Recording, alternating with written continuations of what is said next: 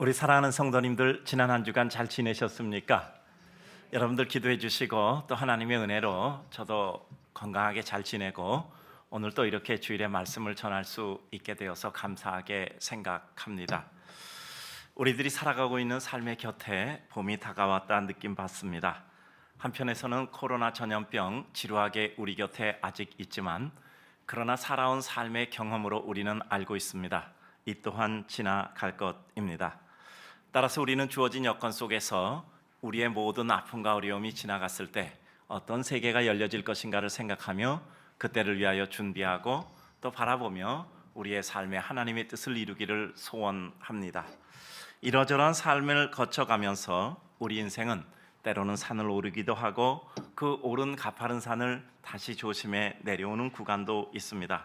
강을 건너고 평탄한 들판을 걷기도 하고 돌들이 비쭉거리는 이와 같은 지역을 조심스럽게 가야 하는 구간도 있습니다.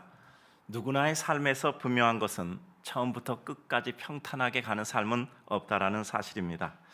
어느 순간 내 인생은 애를 쓴 탓인지 별 어려움 없이 잘 가는구나 라는 생각이 들 수도 있지만 삶이라는 것은 정확하게 각종 모든 것을 다 체험하고 가도록 설계가 되어져 있습니다. 마치 흐르는 큰 긴 강과 같습니다. 비가 와서 물이 불어 포효하며 모든 것을 삼키며 굽이칠 때도 있습니다. 때로는 긴 동안 비가 안 와서 물이 말라 바닥 지경까지 내려가는 경우도 생깁니다. 그러나 우리는 그 어떤 경우도 그 강을 떠날 수는 없습니다. 왜냐하면 그 강은 누구도 떠날 수 없는 호흡과 같은 생 자체이기 때문입니다. 하나님의 섭리는 이 흐르는 강처럼 내가 원한다고 내가 인정하지 않는다고 해서 그 존재 유무가 결정되는 것은 아닙니다. 그냥 내게 천연히 있어지고 흐르는 자연의 순리 자체입니다. 좀 더 지혜로우려면 우리는 그 뜻을 알고 대처해 비교적 긴 기간 행복할 것입니다.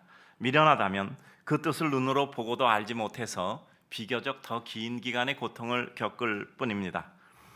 오늘의 말씀을 진입합니다. 하나님을 떠난 이스라엘 백성은 결국 슬픔으로 나라를 잃는 비극을 맞이합니다. 남북으로 분열된 백성, 얼마간의 시차를 두고 북은 아수르에게 멸망당하고 남유다는 바벨론에게 멸망을 당합니다. 정통을 가지고 있는 남유다였지만 바벨론에게 멸망을 당하며 그들은 더 비극적인 포로로 잡혀가는 사람들이 생기게 됩니다. 그들의 70년의 삶은 삶 자체를 부인하고 싶은 극한의 고통의 지경입니다.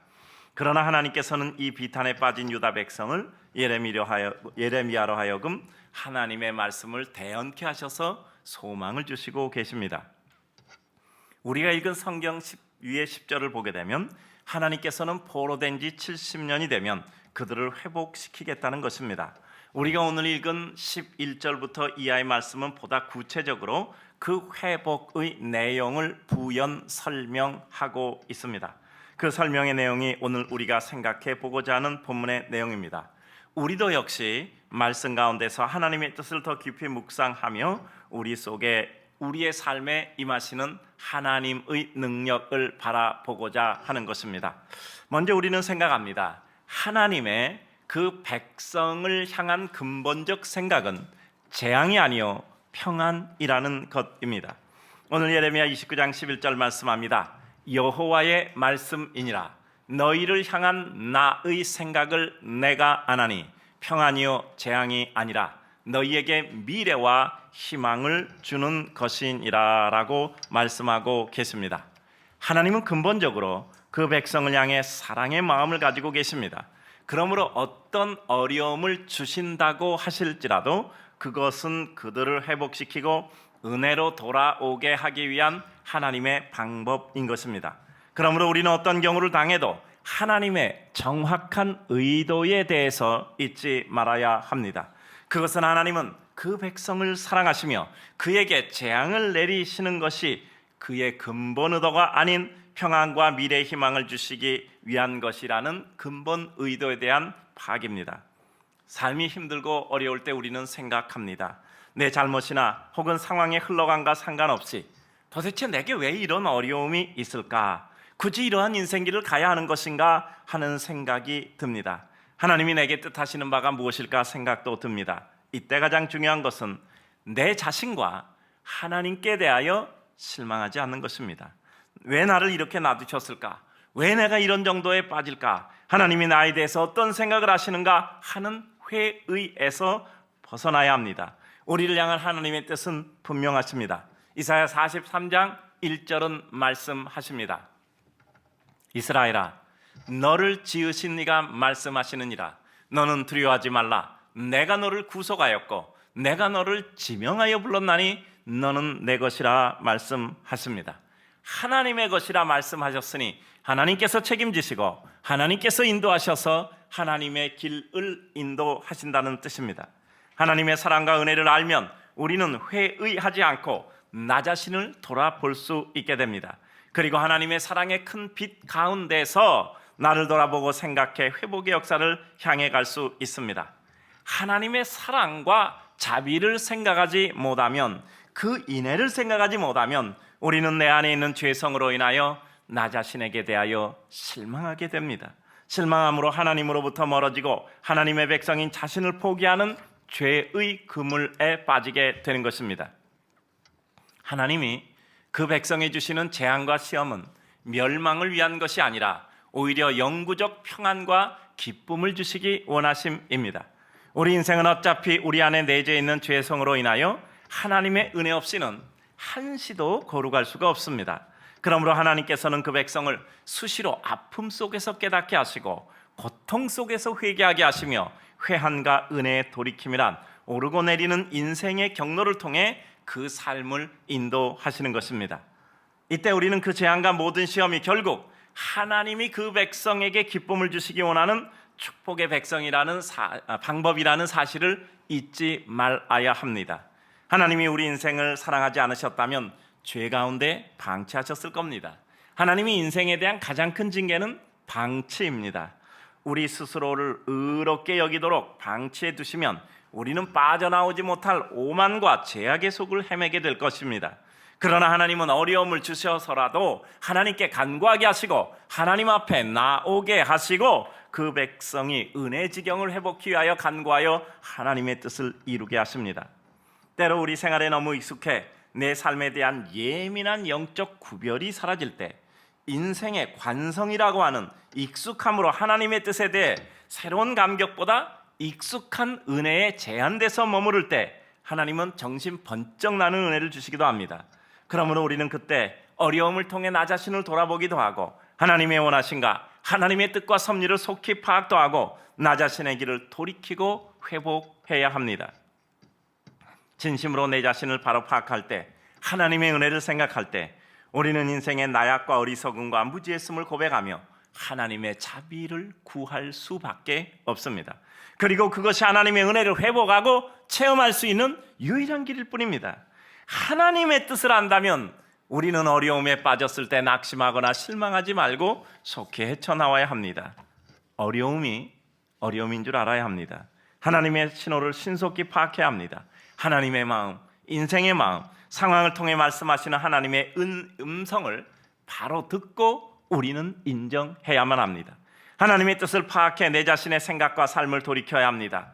내 마음의 논리를 가지고 하나님의 뜻을 수용해야 할 때 오히려 거절한다면 우리는 가엾은 인생으로 전락합니다. 어려움을 주시는 하나님의 의도가 무엇인가를 우리는 정확히 파악해야 합니다. 어려울 때 우리 성도들 어떻게 생각해야 되죠? 자, 이 어려움이 나를 망하게 하시려는 하나님의 뜻일까? 이 어려움이 나를 회복해 하시려는 하나님의 뜻일까? 우리는 명확히 파악해야 합니다. 하나님의 뜻을 파악했다면 우리는 신속히 하나님의 뜻을 채워드리는 역사를 이루어야 합니다. 은혜를 아는 것, 그것은 우리의 알매만 머무는 것이 아니라 하나님의 뜻을 이루기 위하여 애쓰고 실행하고 우리의 마음, 우리의 몸, 우리의 손, 우리의 발이 그 모든 것으로 변화를 추구하는 것입니다. 그 다음입니다. 하나님의 생각대로 재앙이 아닌 평안이 임하기 위해서는 하나님 앞에 돌아오는 회개와 회복의 역사가 있어야 합니다. 오늘 예레미야 29장 12절 13절 말씀합니다. 너희가 내게 부르짖으며 내게 와서 기도하면 내가 너희의 기도를 들을 것이요 너희가 온 마음으로 나를 구하면 나를 찾을 것이요 나를 만나리라 말씀합니다. 하나님께 돌아오면 하나님이 그를 다시 받으시고 회복시켜 주십니다. 하나님의 은혜 회복과 더 크고 새로운 역사의 기쁨을 위해서 우리는 부르심을 느껴야 합니다. 그 하나님의 부르심의 때에 우리는 하나님께 돌아와야 합니다. 하나님께 돌아오는 것을 우리는 회개라고 합니다. 내 자신의 잘못과 죄악 그리고 부족과 어리석음을 인정하여 하나님 앞에 고백하고 또 그 하나님의 뜻과 섭리를 이룰 영적 힘을 간구하는 것이 믿음의 회복입니다. 성경의 그 어떤 경우를 보아도 인생의 은혜와 기쁨의 시작은 하나님께 자신의 잘못을 인정하고 씻음과 자비를 구하는 회개의 역사부터 시작됩니다. 인생의 회개는 비통하게 시작되지만 하나님의 은혜로 마감되고는 했습니다. 더 지혜롭다면 주님께서 우리에게 어떤 아픔의 사인을 주시기 전에 주님 앞에 우리의 허물과 죄악의 잘못을 인정하고 고백, 용서를 구하며 하나님의 뜻을 새롭게 구하기 위하여 능력을 구하는 것입니다. 그렇지 못할지라도 그 어떤 경우에도 주님 앞에 나와 고백하고 하나님께 새 은혜를 기대하며 결심해야 합니다. 또 새로운 시작으로 그 삶을 추스르고 회복해야 합니다. 한 걸음씩 주님의 뜻에 근접해 살아가는 것이 인생의 유일한 회복과 축복의 길입니다. 이러한 삶을 통해 우리는 제자리 걸음을 하고 날마다 제자리로 되돌아가는 것이 아니라 한 걸음씩 더 높은 곳을 향하여 진보해 나아가야 합니다. 시편 50편 15절 말씀합니다. 환난 날에 나를 부르라. 내가 너를 건지리니 네가 나를 영화롭게 하리라.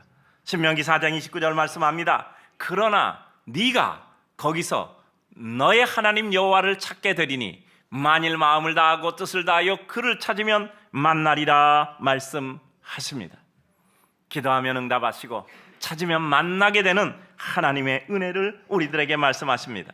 그 어떤 지경에서도 하나님의 회복과 은혜를 기대하는 것이야말로 우리가 하나님을 믿는 증거가 됩니다. 내가 하나님의 은혜를 사모하는 것을 보니 하나님은 살아계시다는 거예요. 내 안에 살아계시고 내 삶에 살아계시고 역사 속에 현존하시는 것입니다. 믿음이란 주님의 뜻대로 온전히 사는 것을 의미하는 것입니다. 그러나 지금 당장 그렇지 못한다고 그리고 그러한 내 자신을 발견했을 때도 그 하나님이 그 백성을 버리지 아니하심을 믿고 그 앞에 나를 포기하지 않고 회복하여 주님 곁에 끝까지 붙어있고 끝까지 주님 앞에 나오는 것 또한 우리의 믿음입니다. 성도가 하나님 앞에 돌아온다는 것은 허물과 죄를 인정하고 고백하며 씻음받기를 원하는 회개와 은혜 상태를 복원하는 회복의 역사가 전제되어야 합니다. 우리의 모든 일이 하나님의 은혜 가운데 새롭게 되고 은혜를 다시 누리게 되는 것은 회개와 회복의 역사로 인하여 진행됩니다. 인간은 죄로 인하여 구성되어 있기 때문에 연약하여 범죄합니다. 하지만 그 길을 돌이켜 다시 그와 같은 상태에 머물지 않겠다는 단호한 의지가 있어야 합니다. 그것은 자신의 잘못, 허물, 죄를 인정하고 고백하며 하나님의 은혜로 씻음받고 다시는 그와 같은 상태에 머무르지 않겠다는 생활 속에 각오적 고백이 있어야 합니다. 오늘 성경을 보면 부르짖어 기도하고 온 마음으로 구하라 말씀하셨습니다. 단순한 소리 지름 혹은 중얼거림이 아닙니다. 하나님의 세미한 고통과 하나님 앞에 나의 죄를 인정하고 고백하며 새로운 돌이킴에 대한 결의와 아픔의 대가를 치러야 합니다. 여러분, 회개는 입술로 중얼거림이 아니라 내 삶에 나의 삶의 이전에 대한 대가를 치르겠다는 이와 같은 각오를 가지고 치르는 것입니다. 그때 나는 주님 앞에 새롭게 돌아오게 되는 겁니다. 결심조차 나로서는 부족하니 하나님의 절대적인 도우심과 인도하심이 있음을 고백하고 간구하는 진실한 하나님의 은혜에 대한 간구입니다. 여러분, 하나님께 고백하고 회개하면 마음이 시원해진다고 얘기합니다. 왜 그럴까요? 내 안에 있는 죄악을 주님께서 아시고 그 내 안에 있는 죄악을 주님께서 예수 그리스도의 십자가의 보혈로 씻어주시니까 우리가 시원해지는 거예요. 내가 설명할 수 없는 삶의 답답함이 있어요. 내가 어떻게 할 수 없는 삶의 갑갑함이 있습니다. 그 모든 것을 따지고 보면 결국 하나님의 백성이 함께 동거할 수 없는 죄악과 다 엉켜있기 때문에 우리 영이 늘 불편해하는 거예요. 그것을 주님께서 씻어주시니 우리가 유쾌할 수밖에 없는 것입니다. 부르짖어 기도하고 온 마음으로 찾으라는 것은 그저 단순한 사실의 인정일 뿐 아니라 심정적으로도 가슴이 뜨겁게 느껴지며 벗어나기를, 그리고 주님의 품 안에 살기를 애절히 소원하며 간구하는 것입니다. 잠언 18장 17절 말씀합니다. 나를 사랑하는 자들이 나의 사랑을 입으며 나를 간절히 찾는 자가 나를 만날 것이니라 말씀합니다. 시편 34편 1절 말씀합니다. 여호와는 마음이 상한 자를 가까이 하시고 그리고 충심으로 통회하는 자를 구원하시는도다 라고 말씀하십니다. 하나님이 죄 가운데서 우리를 향한 회복의 의지를 발휘하셔도 진정한 회개의 진실이 없다면 이전의 은혜와 영광은 회복될 수 없습니다. 은혜 회복은 회개와 하나님의 진정한 은혜 관계의 회복을 통해서만 가능합니다. 인간이 그 어떤 방법으로 보상하고 협상하여도 은혜를 회복할 수는 없습니다. 그 어떤 헌신을 이룬다 해도, 그 어떤 봉헌을 드린다 한들 우리는 하나님의 은혜를, 하나님의 은혜 회복 없이는 이룰 수가 없습니다. 믿음 안에서 회복을 기대하며 하나님 앞에 더 낮출 필요 없이 더 낮아질 때, 그리고 하나님의 은혜를 간구할 때 비로소 하나님이 우리에게 다가오시는 것입니다. 이 세상 인간관계란 한계가 있음을 인정하여 바른 관계를 이루어야 하는 것입니다. 하나님과 더불어 해결해야 될 것이 또한 인간관계죠. 인간의 마음은 조석변입니다. 아침과 저녁 마음이 달라지는 것이 인생이죠. 그러니 판단하지 말고 전적인 기대 대신 사랑할 수 있음을 감사해야 합니다. 판단하면 내가 죄악에 빠지게 되고, 기대하면 실망하고, 위안받고자 하면 상처받습니다. 그러나 우리는 그 어떤 인생을 대하든지 하나님을 대하는 마음으로 겸손하게 대하고 최선을 다하고 실망하지 않는 겁니다. 언제나 부패된 인생을 우리는 믿을 수는 없지만, 그러나 그 순간의 진실을 소중히 여겨서 그것을 평생 동안 마음의 사랑으로 가지고 갈 때 우리는 인생을 사랑하고 따뜻이 대할 수 있는 것입니다. 인간관계에서 실패하지 않고 상처받지 않고 상처를 주지 않는 일은 그를 보는 것이 아니라 그 안에 있는, 그 뒤에 있는 하나님을 바라보고, 그 안에 있는 하나님을 바라보고 대하는 것입니다. 우리는 오직 하나님 앞에 살아가듯 인생에 대해서도 오히려 비추어 보아 나 자신을 돌이키고 회복하는 은혜의 기회로 삼아야 합니다. 인생이 하찮은 것이 아니라 그 하찮은 인생을 통해서도 하나님이 말씀하심을 존중해야 합니다. 내 앞에 사람을 세우고 나를 세우는 은혜와 축복의 길을 열어야 합니다. 하나님이 어떠한 경로를 통해 우리에게 회복의 기회를 주심에도 불구하고 끝까지 나 자신을 주장하거나 내 의를 주장함으로 회개와 회복의 길에 접어들지 못하면 우리는 너무나 처참한 지경에 빠질 뿐입니다. 어떤 경우를 당했을 때, 어떤 하나님의 의도를 어떤 경로를 통해서든지 파악했을 때 우리는 하나님의 은혜 안에 있다는 것은 속히 하나님의 뜻을 인정하고 하나님의 마음의 원하심을 이루어드리는 겁니다. 우리가 지내다 보면 꼭 하나님의 뜻대로 살지 못함이 있죠. 늘 부족하죠. 그때 우리는 그것을 인정하고 그 자리에서 회복해 하나님의 마음이 원하시는 분량을 채워야 합니다. 미가서 7장 8절 이하를 보면 나의 대적이요 나로 말미암아 기뻐하지 말지어다. 나는 엎드러질지라도 일어날 것이요 어두운 데 앉을지라도 여호와께서 나의 빛이 되실 것입니다.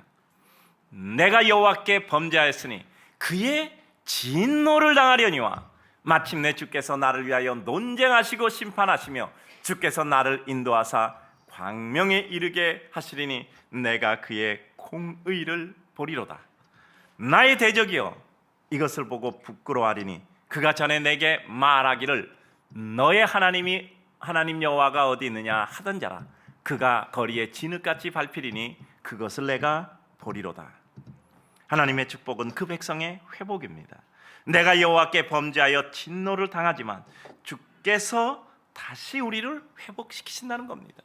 우리가 살아가면서 부끄럽고 부족하게, 하나님 앞에 너무나 부끄럽고 부족하게 해서 우리가 진노를 당하고 우리가 재앙을 당하기는 하지만, 그러나 그럼에도 불구하고 하나님께서 그 분량을 채우신 후에 우리들에게 하나님의 자비를 베풀어 주셔서 우리를 비웃던 자들을 부끄럽게 하시고 우리들에게 하나님의 기회와 은혜를 새롭게 하신다는 것입니다. 하나님의 축복은 그 백성의 회복입니다. 우리 성도들 일어나셔야 합니다. 우리 성도들 회복하셔야 합니다. 기회조차 잃어버린 황폐한 성읍에 살지 않고 하나님께 부르짖고 간구하면, 하나님을 간절히 찾으면 만나주시는 때는 아직도 축복의 때요 은혜의 때라는 사실입니다. 마지막입니다. 하나님의 회복은 그 백성을 만나주심이며 그 이전의 자리에 영광의 은총의 상태로 회복시켜 주심입니다. 하나님이 우리에게 찾아오시는 진정한 회복은 우리를 만나주시고 그리고 우리를 이전의 영광 은총의 상태로 다시금 복원시켜 주시는 것이죠. 오늘 예레미야 29장 14절 말씀합니다. 나는 너희들을 만날 것이며 너희를 포로된 중에서 다시 돌아오게 하되 내가 쫓아보내었던 나라들과 모든 곳에서 모아 사로잡혀 떠났던 그곳으로 돌아오게 하리니 이것은 여호와의 말씀이니라. 하나님이 만나고 우리를 회복시켜 주신다는 거예요. 그래요. 하나님의 회복은 그 백성을 만나 주심입니다. 역대상 8장 9절 말씀합니다. 여호와께서는 모든 마음을 감찰하사 모든 의도를 아시나니 내가 만일 그를 찾으면 만날 것이요 만일 내가 그를 버리면 그가 너를 영원히 버리시리라. 하나님의 만나주심은 그 백성에게 하나님의 모습을 보고 자신의 모습을 보게 합니다. 늘 말씀드리지만 하나님을 깨닫고 인식하는 신인식, 그것은 필연적으로 자아인식, 우리 인생을 깨닫게 하는 거예요. 그때 우리에게 뭐가 보인다고요? 신인식, 자아인식, 그때 우리에게 사명의 길이 열리는 거예요. 하나님의 영광을 보면 우리는 두려움과 내 자신의 죄악의 모습을 보게 됩니다. 이사야는 성전 가득한 하나님의 영광을 목격하게 되었음을 고백합니다. 이사야 6장 5절을 보면 그때에 내가 말하되 화로다 나여 망하게 되었도다. 나는 입술이 부정한 사람이요 입술이 부정한 백성 중에 거하면서 만군의 하나 여호와신 왕을 배웠음이로다 라고 고백하고 있습니다. 하나님의 영광을 바라보게 된 그 이사야는 자기 자신을 볼 수밖에 없어요. 하나님의 영광 속에 비춰본 자신의 누추함에 떨고 고백하는 것입니다. 하나님의 만나주심은 또 우리의 삶에 걸어온 길을 다시 돌아보게 합니다. 어쨌든 우리가 어떤 행동을 한다는 것은 나름대로 자신의 논리와 근거와 원칙에 의해 행합니다. 그런데 우리의 논리와 원칙과 근거가 과연 바른 것이었느냐가 문제입니다. 하나님이 우리를 만나주심을 통해 우리의 허물과 잘못을 발견하게 되고 하나님의 은혜 앞으로 돌아오게 됩니다. 회개는 내가 진심으로 잘못됐다는 것을 내가 뼈저리게 느끼는 것입니다. 그리고 하나님의 은혜가 나에게 반드시 필요하고 그것 없이는 나는 모든 것이 오류이고 모든 것이 죄악뿐이라는 것을 인정하게 되는 것입니다. 어찌 생각하면 우리 삶의 회심이란 나의 의를 주장하던 삶에서 하나님을 만남으로 인하여 우리의 본 모습인 죄악의 모습을 발견하게 되고 하나님 앞에 겸손히 낮아져 고백함으로 새로운 은혜를 채우는 것입니다. 욥기서를 보면 지루한 공방이 나옵니다. 말을 해야 시원할 것 같고 자신을 변론해야 시원할 것 같은 욥이 하나님을 만나는 순간 달라짐을 보죠. 욥기 40장 4절을 보면 나는 미쳐나오니 내가 무엇이라 주께 대답하리까 손으로 내 입을 가릴 뿐이로소이다. 그래요. 길게 변명하는 것 아무 의미가 없습니다. 하나님의 만나주심은 우리의 새롭게 걸어가야 할 길을 보게 하십니다. 하나님을 만나야 합니다. 하나님을 만나면 달라집니다. 성경에 나오는 인간이 그의 길을 찾는 패턴은 다 동일해요. 하나님을 보고 깨달으니 나를 보게 되고 하나님과 나를 보게 되니 그 다음에 내 길이 열리는 겁니다. 신인식, 자아인식, 사명의 발견. 하나님을 만나는 순간 우리에게 주어지는 것은 내 죄악의 모습, 나의 허물, 나의 부족과 어리석음만이 드러나고 깨닫게 되는 것입니다. 하나님의 은혜는 우리를 만나주심이며 우리로 말미암아 죄와 허물을 밝히 알게 하시는 것이며 그래서 우리가 낮아지고 겸손해져 하나님의 은혜를 잊게 되는 것입니다. 하나님의 회복은 우리의 고통으로부터의 해방을 의미하십니다. 하나님을 벗어남으로 인해 내가 겪었던 고통은 어떤 것입니까? 영적 무지로 인한 하나님의 뜻을 벗어남으로 인해 겪는 영적인 고갈입니다. 하나님의 뜻을 알지 못해 깨닫게 하시려는 의도 속에서 지내는 삶의 곤고입니다. 하지만 하나님은 그 하나님의 뜻을 알지 못해 누리지 못했던 하나님의 은혜와 축복을 회복시켜 누리게 하십니다. 영적 눌림과 영적 회복의 차이는 우리 목을 조르고 있는 것과 자유롭게 호흡하는 것과 같다고 할 수 있어요. 사단은 우리를 누릅니다. 그리고 우리는 그것도 모르니 왠지 갑갑하고 삶의 기쁨에도 한계가 있어요. 기쁠만 하다 하면 복잡해집니다. 평안하다 하면 또 마음이 뒤집혀요. 무엇인가 메어놓은 끈이 있는 것 같아요. 내가 자유롭게 가려고 하는데 뭔가 탁 차이는 거예요. 내 발이 묶여져 있어요, 끈에. 여기까지밖에 못 가요. 마음도 그만큼 나가다 늘 한계를 당하게 된단 말이죠. 모든 결박을 푸시는 하나님의 은혜를 체험해야 합니다. 나음 1장 13절, 이제 너에게 지은 그 멍에를 내가 깨뜨리고 너의 결박을 끊으리라 말씀하고 계십니다. 우리 사랑하는 성도님도 우리 이런 때 있지 않습니까? 꼭 내가 묶여져 있는 것 같아. 가기는 가는데 끈에 묶여져 있어. 가다 보면 거기서 탁 넘어지는 거야. 그리고 도무지 그 이상의 한계를 벗어날 수 없어요. 제가 파홍구 자주 말씀드리잖아요. 독을 깨뜨려서 친구를 구하는 거예요. 큰 물바다 두는 중국의 한 발이 피해서 큰 물바다 두는 독에 잘못하다 애가 빠져서 잘못하면 애 죽잖아요. 그러니까 애들이 동동거리고 뭐 울고불고 난리치는데 사람을 부르러 가는데 그 사이 애는 죽어. 그러니까 사마천이라는 소년이 사기를 쓴 사람이잖아요. 돌멩이를 들어서 독을 던져 항에서 던져서 깨뜨렸어요. 독은 깨졌는데 물이 흘러나오니까 애가 살잖아. 파옹구우, 독을 깨뜨려? 그래서 친구를 구하는 거예요. 우리 삶에도 이 파옹구우가 필요해요. 내가 나를 깨뜨려야 돼요. 내가 나를 깨뜨려야 돼요. 뭔가 잃어버리는 게 있겠죠. 뭔가 상실하는 게 있겠죠. 그런데 그래야 내가 살아요. 하나님의 회복으로 우리의 영적 호흡의 자유를 누려 합니다. 여러분 병원에 혹시 입원해 보신 적 있습니까? 병원에 며칠에도 입원하면 딱 들어가는 순간부터 여기다 또 이렇게 주사바늘 꽂잖아요. 그리고 링거 매달잖아. 아이고 그게 얼마나 힘드니까. 근데 이것만 빼도 살 것 같아. 병원 안 가봤구나. 아니 이것만 빼도 살 것 같아. 막 이렇게 움직이면 그것만 빼도 살 것 같아. 여러분 너무 불편해서 너무 힘들어서 입에다 호흡기 이렇게 병원에 가면은 꼭 그거 계신 분 있죠. 그분이 그 호흡기만 빼고 자가 호흡해도 얼마나 편할 것 같아. 우리 하나님의 회복을 누리시기를 주님의 이름으로 축복합니다. 하나님이 우리를 자유케 하셔서 우리를 누르고 있는 모든 것으로부터 우리를 자유롭게 하는. 왠지 마음이 편해. 왠지 내가 가도 내 발에 탁 차이는 게 없어. 내 발이 묶이지 않은 것 같아. 전에 여기밖에 못 갔는데 저기까지 가네. 전에는 도무지 마음이 편치 않았어. 근데 이제 저까지 가도 마음이 편해. 이제는 내 마음의 한계가 더 넓어지는 거예요. 하나님의 회복은 그 어떤 하늘 끝 땅 끝까지 해서라도 그 백성을 모아 회복시켜 주십니다. 하나님은 그 어떤 지경에서도 그들을 구원하십니다. 70년의 포로 생활, 희망을 포기하기에는 충분한 시간이었습니다. 그러나 하나님은 그들을 잊지 않으시고 회복하심을 선포하십니다. 하나님의 회복은 시간을 넘어서고 공간을 넘어섭니다. 430년의 애굽의 종살이에서도 출애굽합니다. 40년의 광야의 시간에서도 광야를 넘어섭니다.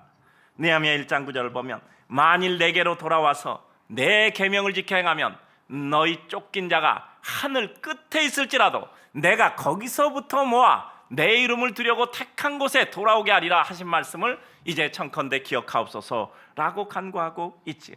그래요. 하늘 끝에 있을지라도 거기서부터 모아 하나님께서 택한 곳으로 돌아오게 하신다라고 말씀합니다. 오늘 사랑하는 성도님들, 지금 우리는 어디 있는 겁니까? 마가복음 13장 27절, 또 그때에 저가 천사들을 보내어 자기 택하신 자를 땅 끝으로부터 하늘 끝까지 사방에서 모으시리라고 말씀하고 있습니다. 내가 그야말로 저 땅 끝 변방에 있는 것 같은, 하나님으로부터 너무너무 멀어져 있는 이와 같은 상태에 있을지라도 우리는 하나님 앞에 갈 수 있습니다. 여러분 그런 적 있잖아요. 같이 믿음 생활합시다.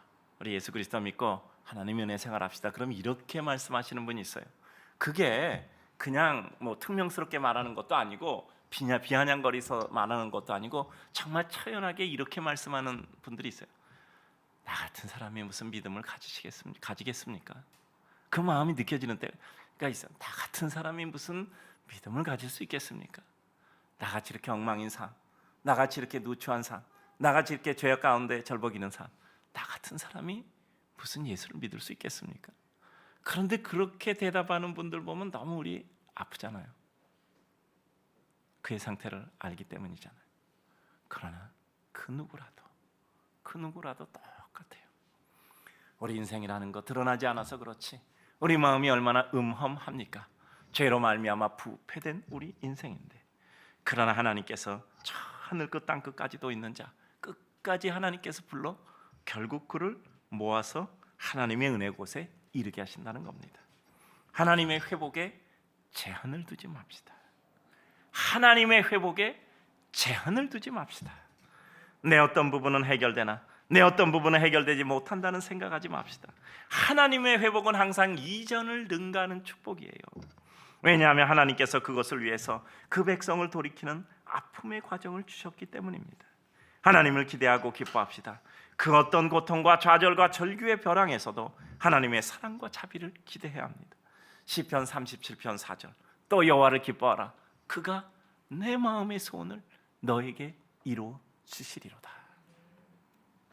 제가 이 구절 엄청나게 좋아요. 그래서 저희 큰애 이름을 시편 37편 4절로 정했어요. 주희 여호와를 기뻐하라. 여호와를 기뻐하라. 저가 그 마음의 소원을 내게 이루어 주시리로다. 그래요. 우리 하나님을 기뻐해야 돼요.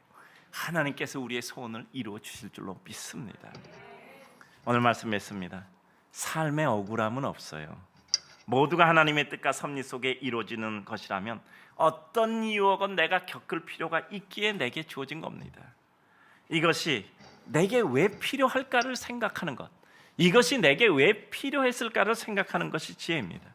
어떤 지경에서건 어떤 고통과 아픔의 상태에서건 우리는 하나님의 그 백성을 향한 뜻을 잊지 말아야 합니다. 하나님은 그 백성에게 재앙이 아니라 평안을 주시고 미래와 희망을 주신다고 하셨습니다. 어려울 때 삶에 실망하고 인생들에게 실망하고 내 자신에게 실망할 때 모든 것을 내려놓고 싶겠지만 오히려 그때 우리는 하나님의 뜻을 잊지 말아야 합니다. 자, 우리 화면 한번 보시고 읽어주시기 바랍니다. 시작. 인생의 완성은 평탄한 길을 가는 동안에 결정되는 것이 아니라 고통스럽고 모든 것을 놓고 싶은 회의의 순간에 결정되는 것입니다. 제가 다시 한번 읽어드립니다. 인생의 완성은 평탄한 길을 가는 동안 결정되는 것이 아니라 고통스럽고 모든 것을 놓고 싶은 회의의 순간에 결정되는 겁니다. 모든 것이 잘 되는 순간 우리 인생이 완성되는 것이 아니라 정말 가장 고통스러울 때 하나님의 은혜는 우리를 통해서 완성되는 것입니다. 우리 인생을 사랑하셔서 십자가에 못 박혀 죽으시는 고통까지 감내하심으로 우리를 구원해 주신 주님의 사랑을 기억해야 돼요. 주님은 기적을 통해서 인간을 구원하지 않았어요. 병 고치고 귀신을 쫓아내고 무리를 걷고 오병이의 기적을 행하고 그리고 심지어는 죽은 자를 그 자리에서 살리시는 이와 같은 역사를 통해서 우리를 구원하신 것이 아니라 예수님이 십자가에 달리셔서 나의 하나님 어찌하여 나를 버리셨나이까 절규하며 죽으심으로 말미암아 다 이루었다 완성하심으로 말미암아 부활하시고 우리 인생들에게 영원한 죄의 사함과 그것으로 인한 하나님과의 다시 화목, 하나님과의 연결, 생명의 구원을 부여하신 것입니다. 우리 인생의 가장 큰 은혜는 우리의 고통을 넘어섬으로 일어서게 되는 것입니다. 우리 인생의 축복은 극복의 축복입니다. 그러므로 내 자신의 존재성을 체감하고 그리고 내 자신의 존귀성을 체감하고 그 은혜에 대한 보답을 해야 한다는 부채감을 잊지 말아야 합니다. 내 스스로 하나님의 뜻을 이루는데 일조하는 작은 모퉁이 돌로 나를 드리고 이 세상을 떠남이 옳습니다. 사랑하는 성도님들, 하나님의 우리 인생을 향한 생각을 깊이 마음에 새기며 보다 더 깊이 호흡하고 마음의 양식으로 삼아 오늘도 일어서고 힘내서 하나님의 뜻을 이루는 하나님의 백성 되시기를 주님의 이름으로 축복합니다.